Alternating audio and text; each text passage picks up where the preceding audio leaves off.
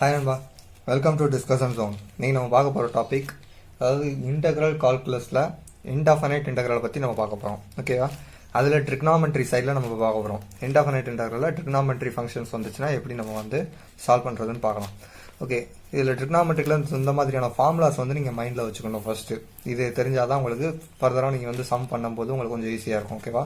So இந்த formula கண்டிப்பாக mug up பண்ணிக்கோங்க. இதில் இந்த sin x is equal to cos x, cos x is equal to sin x இதை கொஞ்சம் கண்டிப்பாக நீங்கள் மனப்பாடம் பண்ணி தான் ஆகணும். தென் மற்றதுக்கு ஒரு சின்ன ட்ரிக் இருக்குது பாருங்கள். இந்த மாதிரியான ஒரு பாக்ஸ் போட்டுக்கோங்க. இதில் secant x tan x secant x, இது cosecant x minus cosecant x cot x இந்த மாதிரி எழுதி வச்சுக்கோங்க. மற்ற ஃபார்முலாஸ் நம்ம இதிலிருந்து எடுத்துடலாம். இப்போ integral of secant square x அப்படின்னு கொடுத்தாங்கன்னா secant ஸ்கொயர் எக்ஸ், அதாவது ரெண்டு சீக்கன்ஸ் இருந்தால் தான் secant ஸ்கொயர் எக்ஸ் இல்லையா?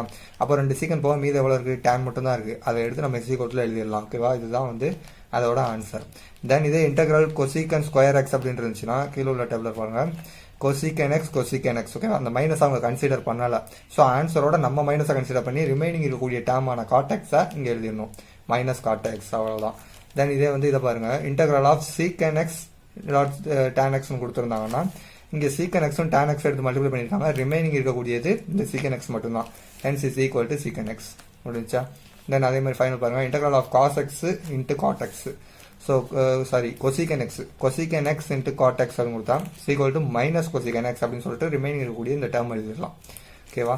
இந்த ஃபார்முலாஸ் இது ஒரு சின்ன ட்ரிக்கு, இதை மைண்டில் வச்சுக்கோங்க. டிஃபரன்ஷியேஷனுக்கு இதுதான் வரும், பிகாஸ் ரெண்டுமே இன்வெர்ஸ் தான். இன்டெக்ரலும் டிஃபரன்ஷியேஷனும் இன்வெர்ஸ் தான்.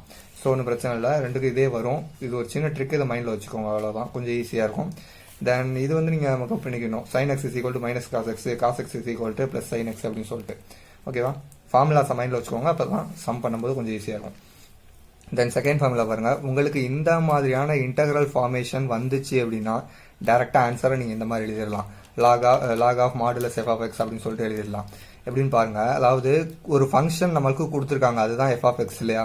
அந்த ஃபங்க்ஷன் நியூமரேட்டர்ல டிஃபரன்ஷியேட் ஆகி இருந்துச்சு அப்படின்னா நமக்கான answer log modulus f of x தான். இப்போ ஒரு சின்ன எக்ஸாம்பிள் பாருங்க, இன்டெக்ரல் tan x கொடுத்துருக்காங்க. சரியா? இந்த ஃபார்முலாவை அப்ளை பண்ணணும்னு நான் இதை சேஞ்ச் பண்றேன். ஆக்சுவலா எனக்கு அந்த கொஸ்டின் ஃபார்மேஷன் அந்த மாதிரி இல்லை.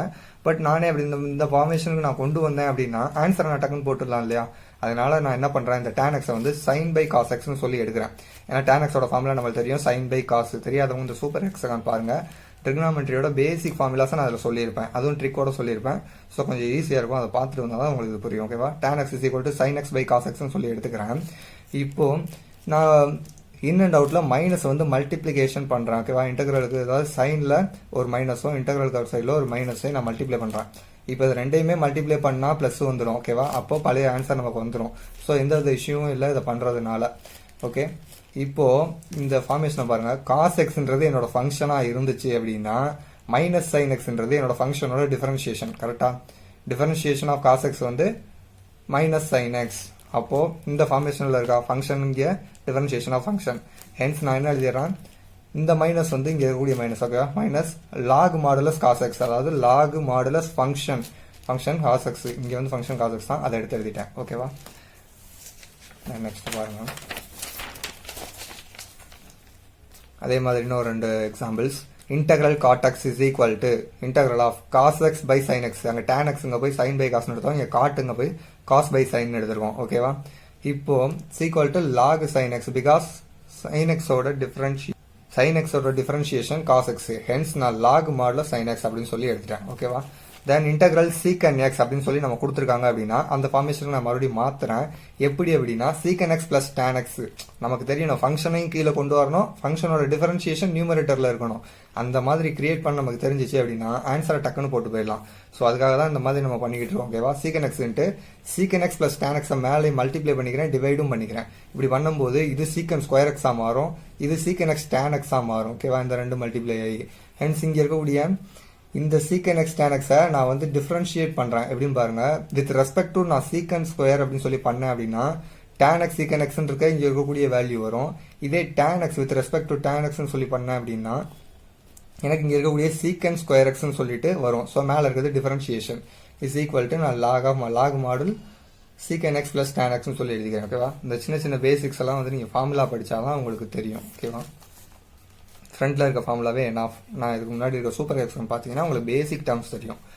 ஸோ இன்டெக்ரல் கொசிகன் எக்ஸை நான் அதே மாதிரி தான் எடுத்திருக்கேன். இது உங்களுக்கான ப்ராக்டிக்ஸ் நீங்களே பண்ணி பாருங்க. ரொம்ப சிம்பிள் தான், இது சொல்ற அளவுக்கு ஒன்றும் பெருசு இல்லை. ஓகேவா? எக்ஸாம்பிள் பாருங்க, example problems. Integral 1/1 minus cos x into dx இந்த மாதிரி நான் கொடுத்துருக்காங்க. ஓகேவா? இதை நம்ம எப்படிலாம் சால்வ் பண்ணலாம் அப்படின்னு சொல்லிட்டு நம்ம யோசிக்கணும். நிறைய மெத்தட்ஸில் சால்வ் பண்ணலாம். நான் வந்து ஒரு மெத்தடில் பண்ணியிருக்கேன். என்ன அப்படின்னா கான்ஜுகேட் மெத்தட் அப்படின்னு சொல்லிட்டு 1/1 minus cos x into 1 plus cos x divide by 1 plus cos x தான் இதோட கான்ஜுகேட்டு. dx is equal to integral 1 plus cos x divided by sin square x எடுத்திருக்கேன் அப்படின்னா இது ரெண்டையும் மல்டிப்ளை பண்ணும்போது 1 ஸ்கொயர் மைனஸ் காஸ் எக்ஸ் ஸ்கொயர்னு சொல்லிட்டு வரும். ஓகேவா? ஹென்ஸ் நான் இங்கே sin ஸ்கொயர் எக்ஸ் அப்படின்னு சொல்லிட்டு நான் எடுத்திருக்கேன். ஏன்னா நம்மளுக்கு தெரியும் sin square x plus cos square x equal to 1. So sin square x is equal to 1 minus cos ஸ்கொயர்னு சொல்லி இதை சேஞ்ச் பண்ணிக்கலாமா? ஹென்ஸ் நான் இங்கே வந்து sin ஸ்கொயர் எக்ஸ் அப்படின்னு சொல்லிட்டு எடுத்திருக்கேன். ஓகேவா? தென் இதோட நெக்ஸ்ட் ஸ்டெப்பை பாருங்க. இதில் இந்த 1/sin x தனியாக sin ஸ்கொயர் எக்ஸை தனியாக பிரிச்சுக்கிறேன். cos x by sin square எக்ஸை தனித்தனியாக பிரிச்சுக்கிறேன். ஓகேவா? இதுக்கு ஒரு integral plus cos x divided by sin square எக்ஸுக்கு ஒரு தனி integral. 1/sin square x cosecant square x நம்மளுக்கு தெரியும். ஓகேவா? இதோட inverse. Then cosecant divided by sin square cos divided by sin square x வந்து cos divided by sin into 1 divided by sin அப்படின்னு சொல்லி நான் தனித்தனியாக எடுத்துக்கிறேன். ஏன்னா sin ஸ்கொயர் இருக்கு இல்லையா, அதனால cos by ஒரு sin எடுத்துக்கிறேன். ரிமைனிங் இருக்கக்கூடிய sin வந்து 1/sin இருக்கும். ஹென்ஸ் cos by sin எவ்வளோ காட்டு, 1/sin என்ன கொசிகன். ஓகேவா? இப்போ நான் ஃப்ரண்ட்ல கொடுத்துருக்க ஃபார்முலா வச்சு பாருங்க. கொசிகன் ஸ்கொயர் எக்ஸ் இருந்தால் அங்கே மைனஸ் காட் எக்ஸ் அப்படின்னு சொல்லிட்டு எழுதணும் இன்டெகிரேட்டரோட ஃபார்முலா. தென் காட் எக்ஸ் இன்ட்டு கொசிகன் எக்ஸ் இருந்துச்சுன்னா நம்ம கொசிகன் எக்ஸ் அதாவது மைனஸ் கொசிகன் எக்ஸ் அங்கே மைனஸை கன்சிடர் பண்ணணும். ஓகேவா? ஃப்ரண்ட்ல இருக்க ஃபார்முலா வச்சு பாருங்க, இது உங்களுக்கு கொஞ்சம் ஈஸியாக இருக்கும். Then next பாருங்க, example 2 integral sin x divided by cos 10x. Sorry, இது 6 மாதிரி தெரியுது, ஆக்சுவலா இது வந்து 10. ஓகேவா? sin 8x divided by cos 10x into dx னு சொல்லி கொடுத்துருவாங்க. இதை வந்து நமக்கு எப்படி கன்வீனியன்ட்டா பண்ணலாம் அப்படின்னா integral sin 8x இருக்கா. இப்போ இதை வந்து நான் ஏதாவது ஒரு டேர்மா நான் சேஞ்ச் பண்ணணும் அப்படின்னா கீழே இருக்க காசையும் நான் வந்து சைனுக்கு கரஸ்பாண்டிங்காக நான் சேஞ்ச் பண்ணணும். அப்போ sin 8x divided by cos 8x into 1/cos square x நான் சொல்லி இதை தனியாக பிரிச்சுக்கிட்டேன். ஓகேவா? இது ரெண்டையும் மல்டிப்ளை பண்ணோம்னா காசு 10x வரும். ஹென்ஸ் இப்போ இந்த sin 8x divided by cos 8x நான் tan x மாத்திக்கிட்டேன். 1/cos square x நான் secant square x மாத்திக்கிட்டேன். ஓகேவா? தென் இது வந்து சப்ஸ்டிடியூஷன் வந்து நான் இதில் அப்ளை பண்றேன். சப்ஸ்டிடியூஷன் ஆல்ரெடி நம்ம பார்த்துருப்போம், u சப்ஸ்டிடியூஷன், uv சப்ஸ்டிடியூஷன். அதே மாதிரி இது வந்து t சப்ஸ்டிடியூஷன். நம்ம வந்து எனக்கு கன்வீனியன்ட்டா இருக்கிற மாதிரி நான் பண்ணிக்கிறேன். இதில் எது வேணா சப்ஸ்டியூட் பண்ணிக்கலாம், அது மேட்டர் கிடையாது. நான் வந்து டீன்னு எடுத்திருக்கேன். ஓகேவா? இப்போ tan xல வந்து நான் டீன்னு சொல்லி எடுத்துக்கிறேன். பிகாஸ் எனக்கு இது வந்து ஏன் எடுக்கிறோம்னு நம்மளுக்கு நல்லா தெரியும். நம்ம எடுக்கக்கூடிய அந்த சப்ஸ்டியூஷன் வந்து இருக்கக்கூடிய மற்ற டேர்ம்ஸ் மேலே ஆக்ஷன் எடுக்கணும். ஓகேவா? இப்போ tan x இஸ் ஈக்குவல் நான் டீன்னு எடுக்கிறேன். இப்போ tan x வந்து நான் டிஃபரன்ஷியேட் பண்ணால் எனக்கான ஆன்சர் என்ன, சீக்கன் ஸ்கொயர் எக்ஸ். ஃப்ரண்ட்ல உள்ள ஃபார்முலாவில் நான் உங்களுக்கு சொல்லியிருப்பேன். ஓகேவா? tan போக மீத ரிமைனிங் சீக்கன் ஸ்கொயர் எக்ஸ் இருக்குது. hence secant square dx is equal to dt. and t வந்து டிஃபரன்ஷியேட் பண்ணா dt. hence integral t power 8 into dt is equal to t power 9 divided by 9.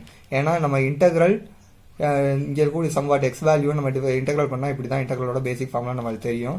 So t power 9 divided by 9. இப்போ இந்த டீயை நான் reveal பண்ணி tan அப்படின்னு சொல்லி எழுதிக்கிட்டேன். ஓகேவா? இந்த இடத்துல வரக்கூடிய ஃபார்முலேஷன் எப்படின்னா இந்த சீக்கன் ஸ்கொயர் எக்ஸ் டிஎக்ஸுக்கு பதிலாக இந்த டிடியும் இந்த tan எக்ஸுக்கு பதிலாக இந்த டியும் நான் சப்ஸ்டியூட் பண்ணி இந்த ஃபார்மேஷன் கொண்டு வந்திருக்கேன். தென் இதை அப்படியே இன்டெகிரேட் பண்ணி டீயை ரிவீல் பண்ணுறேன். எனக்கு இந்த ஆன்சர் கிடைக்குது. ஓகேவா? தென் நெக்ஸ்ட் ப்ராப்ளம் பாருங்க.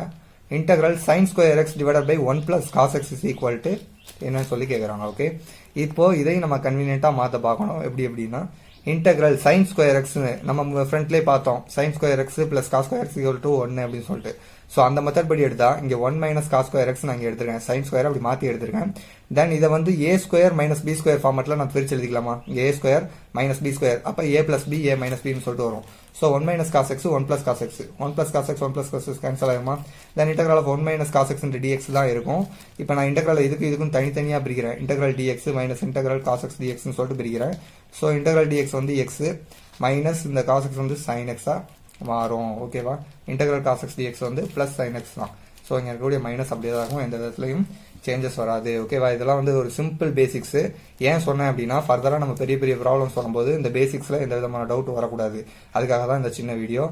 மற்றபடி இந்த மாதிரி தான் சம் இருக்கும் அப்படின்னு எதிர்பார்க்கக்கூடாது. ரொம்ப ரொம்ப டஃப்பாக வரும். நம்ம ரொம்ப ரொம்ப கிரிட்டிக்கலாக திங்க் பண்ணணும். நமக்கு இங்கே தேவை ஆப்டிடியூட் தான்.